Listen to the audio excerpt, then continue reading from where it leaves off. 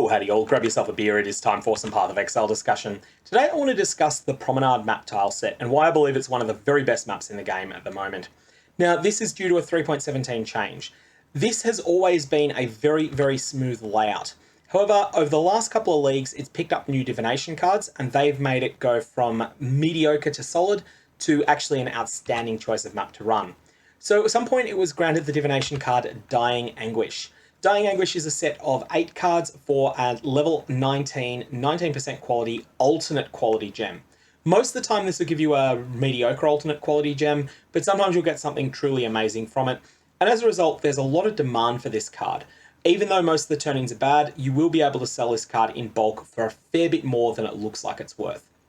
However, that's not the big deal.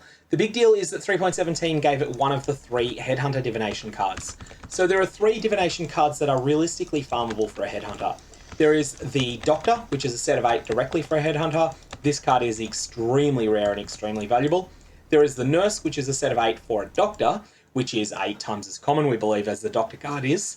And then there is the Patient, which is 8 times more common again and is a set of 8 for a Nurse. So if you like getting your big drops, then go and run Burial Chambers instead, because that's one of the places that the Doctor drops in. But if you like consistent drops that are always really exciting to pick up, then this map will give you quite a number of Patient cards. I've been running it using a Polished Divination Scarab and mostly running 8 mod maps, and I've been finding that I get a little bit less than 1 Patient per map. However, if you decide to juice the map quite considerably, then you can certainly see that number increase. So for just comparison, all of those runs that I was getting 1 Patient a map on were from maps that were running 1 Rusted Breach Scarab, so bottom tier Breach Scarab just to add more monsters onto the map, a Rusted Metamorph Scarab, which adds a boss fight at the end that has a lot of adds, and a Rusted Abyss Scarab, which also adds a lot of monsters to the map. Then a Polished Divination Scarab, which doubles the overall number of drops that you get. You could also get even more loot if you were running the Eater of Worlds influence instead of Searing Exarch. Eater of Worlds, when spec'd into, just gives the most monsters and the most packs of any of the options, and so it is the best choice for influence. But I was running mine with the Searing Exarch.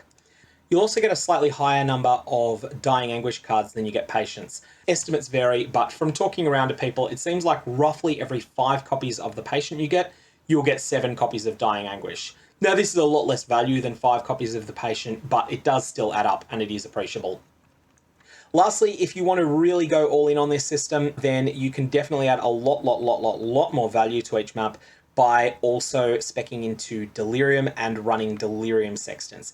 This requires an extremely powerful character, but will definitely pay massive rewards if you're capable of doing it. That's all I've got. May your promenades be successful and may your patience be rewarded.